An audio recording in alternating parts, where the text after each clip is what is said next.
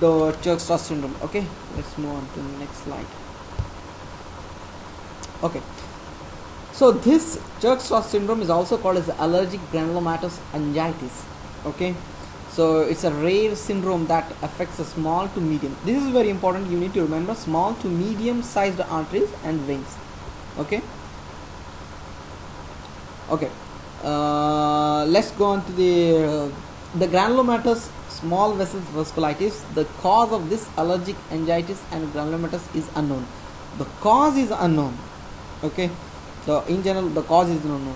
But there is an evidence that with the presence of hypergammaglobulinemia, autoimmunity, increased levels of immunoglobulins IgE, rheumatoid factor, and ANCA. ANCA, you should remember.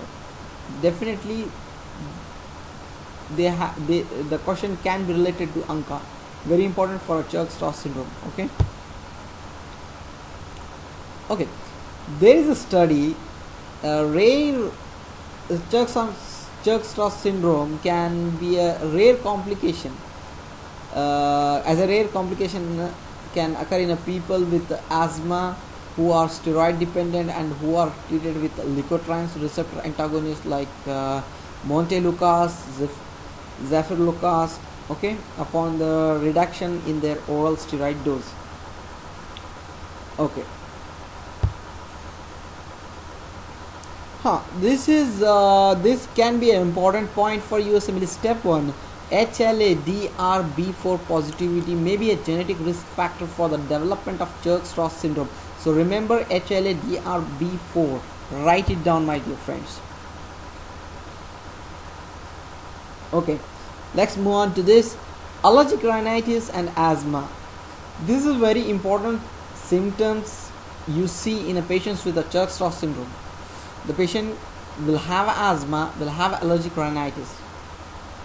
Okay, so such as eosinophilic infiltrative disease such as eosinophilic pneumonia and gastroenteritis.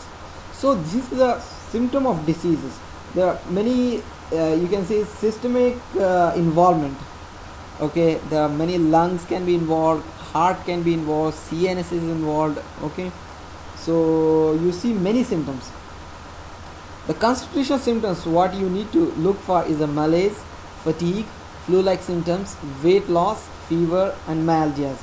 There are other symptoms like paranasal sinusitis and cough, hemoptysis, arthralgia, skin manifestations. Very important skin manifestations are purpura. Remember, purpura. They can be different types like a skin nodules, necrotic bullae, digital ischemia, or urticarial rash. Okay, the other things what you need to look for is the cardiac manifestations. They can present with the cardiac manifestations like heart failure, myocarditis, pericarditis, constrictive pericarditis, and myocardial infarction. So try to memorize these things. Sometimes they can ask you which of the following could be seen in the patient with the Church-Strauss syndrome. So you need to know. So okay, so there are other systemic involvements like gastrointestinal, where they will have eosinophilic gastritis, colitis in the form of abdominal pain, diarrhea, and a GI bleeding. The important point is asthma and allergic rhinitis. Remember, this is very important.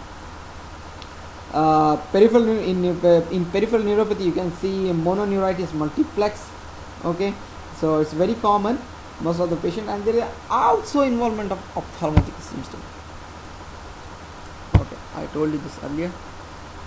Okay, as I told you, the skin manifestations are important. So what you need to remember is the leucoclastic angiitis with the palpable purpura. Remember, this is very important. Leucoclastic angiitis with the palpable purpura seen in the patients with Church-Strauss syndrome.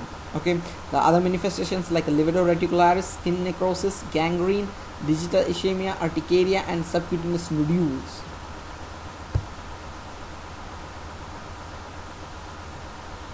Okay, sorry. Okay, there is a mesalazine. Okay, mesalazine induced Church-Strauss syndrome has been reported in a patient with Crohn's disease and sclerosing cholangitis. Sometimes they can ask you about this, to try to remember this point.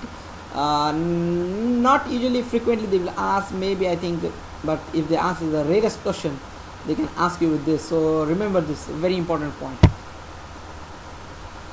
Okay, the lab findings. What do you see? You see eosinophils.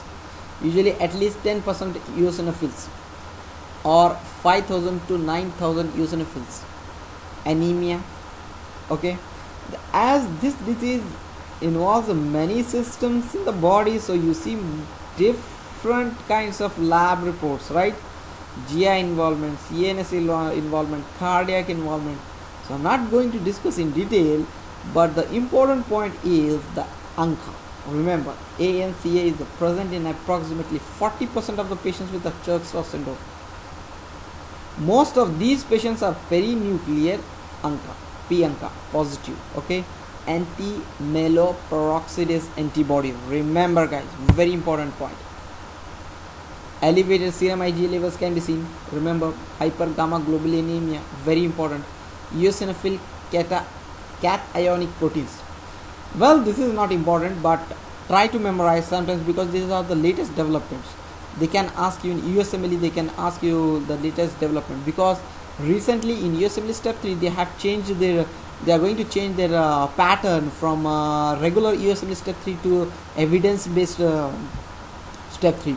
So sometimes that can affect the eosinophil step 2 CK and a step 1 2.